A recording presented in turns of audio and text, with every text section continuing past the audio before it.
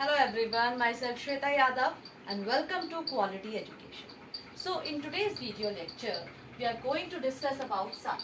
So what is SAARC?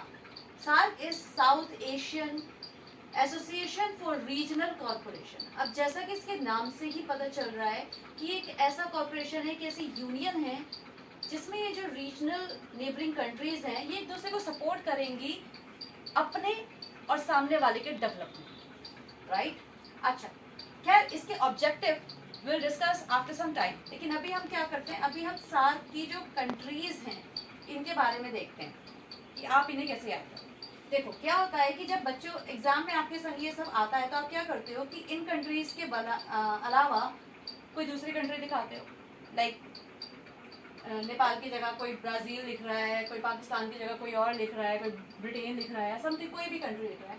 तो ये सारी गलतियां अगर आप इसे एक बार ना समझोगे तो आप ये मिस्टेक्स नहीं करोगे। तो अभी हमें क्या करना है, हमें देखना है कि इसे कैसे समझना है। देखो ये इंडिया है, तो सार्क की जितनी भी कंट्री अगर आप ध्यान से देखोगे तो आपके मैप में जो भी नेबरिंग कंट्रीज दिखाई देगी, ठीक है, ये सारी नेबरिंग कंट्रीज ही सार्क की कंट्रीज है। अब देखो पाकिस्तान इंडिया से मिला हुआ है, नेपाल यहाँ मिला हुआ है, इधर भूटान है, बांग्लादेश है, ठीक है, अफगानिस्तान है और श्रीलंका, मालदीव को नहीं भूलना है, वो गुस्सा हो जाएंगे फिर, ठीक है। तो ये सब क्या है, ये सब हमारी नेबरिंग कंट्रीज हैं और यही आपकी सार्क की कंट्रीज है, तो इसमें आपको कंफ्यूज नहीं होना। एक चीज़ और भी है कि सार्क जब स्टार्ट हुआ था, व्हेन सार्क एस्टैब्लिश्ड इन 1985, तो यहाँ ये 8 कंट्रीज नहीं थी, ये हुआ था स्टार्ट 7 कंट्रीज के साथ में। तो 7 कंट्रीज मैं उनके साथ लिख देती हूँ कौन कौन सी थी। Like Pakistan 1985, Maldives 1985, Sri Lanka 1985, Bangladesh 1985, Bhutan 1985 and Nepal 1985। तो ये 7 कंट्रीज के साथ एंड इंडिया आल्सो 1985। तो SAARC was established in 1985 with these 7 countries, right. अब अफगानिस्तान कब जुड़ा था? अफगानिस्तान जुड़ा था 2007, ठीक है। तो ये आपको याद रखना है कि जब चार्टर साइन हुआ था सार्क का, तो उस चार्टर को साइन किया था इन 7 कंट्रीज ने जो 1985 जिनके संग लिखा है। उसके बाद 2007 में अफगानिस्तान ने सार्क में ऐड हुआ था, राइट। तो सो आई होप कि अब आप ये कंट्रीज वाली मिस्टेक नहीं करेंगे, राइट। तो अब हम क्या करते हैं, अब हम इसके आगे का डिस्कशन करते हैं, फाइन। तो मैं इसको रब कर देती हूँ।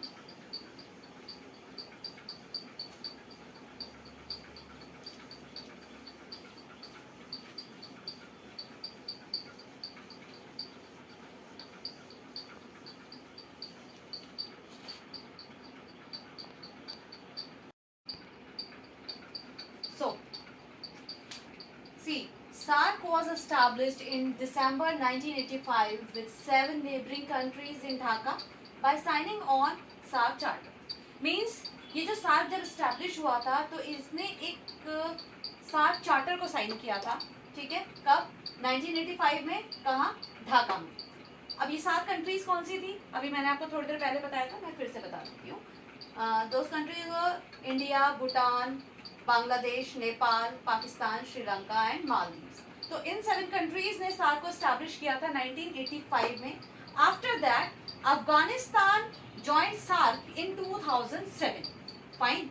And one more detail that it has its permanent headquarter in Kathmandu, जो कि नेपाल में है, नेपाल की कैपिटल है। तो ये डिटेल आपको याद रखनी है, ये क्वेश्चन कई बार एग्जाम में आ जाता है शॉर्ट क्वेश्चंस में कि जो इसका परमानेंट हेडक्वार्टर है वो कहाँ पे, राइट। क्योंकि ऐसा नहीं है कि जो ये टॉपिक है ये आपका सिर्फ 12th में ही आता है या कुछ दूसरी क्लासेस में आता है। जो अगर आप कॉम्पिटिशन्स के प्रिपरेशन कर रहे हैं तो वहाँ पे भी आपसे पूछा जाएगा, ये आपका ग्रेजुएशन में भी आता है या आपका पोस्ट ग्रेजुएशन में भी आता है।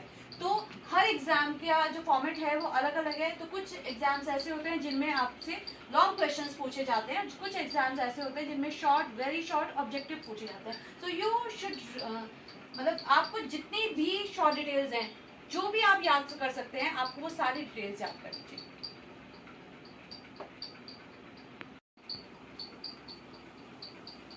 तो हमने क्या देखा, हमने देखा कि यहाँ पे बहुत सारी कंट्रीज लाइक 8 कंट्रीज एक साथ आई हैं और इनके तो जब ये 8 कंट्रीज एक साथ आई तो जाहिर सी बात है इनके कुछ ऑब्जेक्टिव्स होंगे, है ना। पार्टी करने के लिए तो नहीं आई थी ये कंट्रीज। तो अब जानते हैं कि वो ऑब्जेक्टिव्स क्या हैं। तो देखो स्टार्टिंग में हमने एक चीज़ डिस्कस की थी कि जो ये कंट्रीज एक साथ आई हैं, इन्होंने सार्क को स्टैब्लिश किया है, तो उसका मेन रीज़न क्या था, सो दैट ये लोग एक अपने अपने या एक दूसरे के एफर्ट से खुद का और सामने वाले का डेवलपमेंट कर सकें, है ना। अब डेवलपमेंट के लिए हमें जो सबसे इंपॉर्टेंट चीज़ चाहिए वो क्या चाहिए, हमें मनी चाहिए। तो मनी के लिए, मनी के अरेंजमेंट के लिए सार्क ने एक सार्क डेवलपमेंट बैंक स्टैब्लिश किया। और इस बैंक का क्या काम था, इस बैंक का ये काम था कि जब भी सार्क कंट्रीज को मनी की रिक्वायरमेंट हो तो ये बैंक उन कंट्रीज को वो मनी अवेलेबल कर। फाइन। दूसरी क्या प्रॉब्लम आ रही थी, दूसरी प्रॉब्लम ये आ रही थी कि जो ये सार्क की जो कंट्रीज थी इनमें से कुछ कंट्री हो गई लाइक जैसे इंडिया, भूटान, नेपाल, तो ऐसी कुछ और भी कंट्रीज हो सकती हैं, ठीक है, जहाँ जो कंट्रीज नेचुरल डिजास्टर से बहुत ज़्यादा परेशान थी। कभी वहाँ फ्लड आ रहा है, कभी सूखा पड़ रहा है, कभी खेती नहीं हो रही, कभी अर्थक्वेक हो जाता है, जैसे कि इंडिया में हुआ था भुज में। फाइन। तो अब अगर किसी भी कंट्री में कोई नेचुरल डिजास्टर हो गया तो इस नेशनल डिजास्टर मैनेजमेंट का ये काम है कि ये वहाँ जाके उन कंट्रीज की जो नेचुरल डिजास्टर से जो प्रॉब्लम्स क्रिएट हुई हैं उन प्रॉब्लम्स को दूर करे और उन कंट्रीज को उन प्रॉब्लम से बाहर निकलने में हेल्प करे। ठीक। उसके अलावा सार्क ने क्या एस्टैब्लिश किया, एक साउथ एशियन यूनिवर्सिटी एस्टैब्लिश की जो कि दिल्ली में है। इस यूनिवर्सिटी के एस्टैब्लिशमेंट के पीछे का क्या रीज़न था, सो दैट जो साउथ कंट्रीज़ हैं, जो सार्क कंट्रीज़ हैं, ठीक है, इनके जो बच्चे हैं, जो स्टूडेंट्स हैं, उनको इस यूनिवर्सिटी में इजीली एडमिशन मिले और वो अच्छी एजुकेशन गेन कर सकें। सबसे इम्पोर्टेंट जो सार्क ने एक काम किया दैट वाज साफ्टा।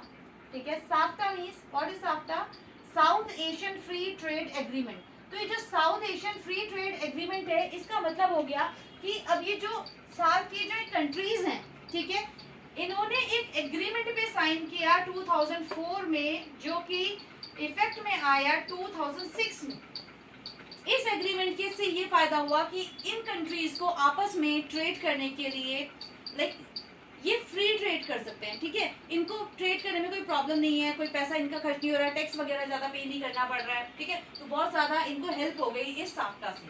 तो अब इससे जो हेल्प हुई वो ना सिर्फ इकोनॉमिक हुई, तो इनको सिर्फ इकोनॉमिक बेनिफिट नहीं हुआ, इनफैक्ट इन्हें वो बेनिफिट भी हुआ जो कि इकोनॉमिक से भी शायद ज़्यादा बढ़ा। जैसे कि फ्लैग के संगसन ना मतलब ट्रेड के साथ साथ ट्रेड क्या कर रहा था, ये अपनी कंट्री के फ्लैग को भी रिप्रेजेंट कर रहा था। अब अगर हम ऐसा माने कि इंडिया और पाकिस्तान के बीच में जो ट्रेड है वो बहुत ज़्यादा बढ़ जाए, ठीक है, अगर इंडिया और पाकिस्तान के बीच में ट्रेड बहुत ज़्यादा बढ़ जाएगा तो ये लोग क्या करेंगे, अपने फ़ायदे के लिए इंडिया और पाकिस्तान के बीच जो कॉन्फ्लिक्ट्स हैं वो कॉन्फ्लिक्ट्स कहीं ना कहीं धीरे धीरे कम होंगे। ठीक है, क्यों, क्योंकि उन्हें पता है कि हमें सपोज जैसे इंडिया को अगर पाकिस्तान में कुछ सेल करना है तो उसे पता है कि मेरा मार्केट जो है वो पाकिस्तान में, तो मुझे पाकिस्तान से अपने टर्म्स जो है वो अच्छे करने पड़ेंगे सो दैट मैं मेरा जो प्रोडक्ट है वो वहाँ पे इजीली सेल हो सके। ठीक है, अब सेम कंडीशन अगर पाकिस्तान को कोई प्रोडक्ट है उसको वो इंडिया में बेचना है तो क्या करेगा, पाकिस्तान इंडिया के साथ अपने टर्म्स अच्छे करेगा सो दैट उसको मार्केटिंग में, सेलिंग में कोई प्रॉब्लम ना। फाइन। तो इस वजह से क्या हो रहा था कि इस फ्री ट्रेड एग्रीमेंट की वजह से इन सभी नेबरिंग कंट्रीज में आपस में टर्म्स बहुत अच्छे होते हैं। अब आप कहोगे कि टर्म्स अच्छे होंगे जब एक साथ बने, नहीं, ये बेशक साथ आ गए, इन्होंने इसको साउथ एशियन को स्टैब्लिश कर लिया, बट स्टिल इसमें बहुत बड़ी प्रॉब्लम थी जो इनके म्यूचुअल कॉन्फ्लिक्ट्स थे।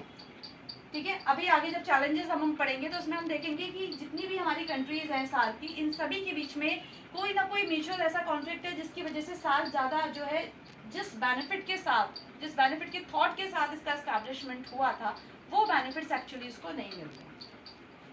फिर आगे आपका promote to welfare of the people of SAARC.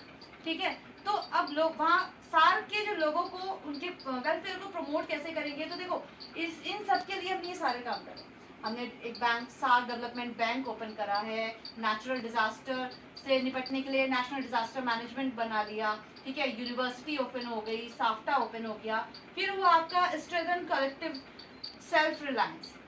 तो कलेक्टिव सेल्फ रिलायंस लाइक कि देखो जितनी भी कंट्रीज हैं इन सबका एक वजूद है, सब बहुत अच्छा सा परफॉर्म कर रहे हैं, लेकिन अलग अलग वो बहुत अच्छा परफॉर्म कर रहे हैं, लेकिन अगर वो एक साथ मिल रहे हैं, जैसे कि एकता में शक्ति है, राइट। तो अब जब ये एक साथ मिल रहे हैं और एक साथ मिलके अच्छे से अच्छे टर्म्स के साथ अच्छी नीयत के साथ अगर ये काम करेंगे तो क्या होगा, कहीं ना कहीं इनको बहुत ज़्यादा बेनिफिट मिलेगा। सोचा काफ़ी कुछ था, हालांकि उतना बेनिफिट नहीं मिल रहा है, बट स्टिल ये लोग प्रोग्रेस कर रहे हैं, ठीक है। कलेक्टिव सेल्फ रिलायंस कहीं ना कहीं ये जो सोच थी ये डेवलप हो रही है, पूरी हो रही है, ठीक है। तो ये हमारे क्या थे, ये ऑब्जेक्टिव्स थे सार्क के, कि आपको ये सब जितना भी कुछ समझाया है ये अच्छे से समझ में आ गया है, ठीक है। एंड इसके जो नोट्स हैं वो बहुत जल्द मैं अपलोड करने वाली हूँ, तो जैसे ही नोट्स अपलोड होंगे you can take notes. So thank you very much, मिलते हैं नेक्स्ट वीडियो में।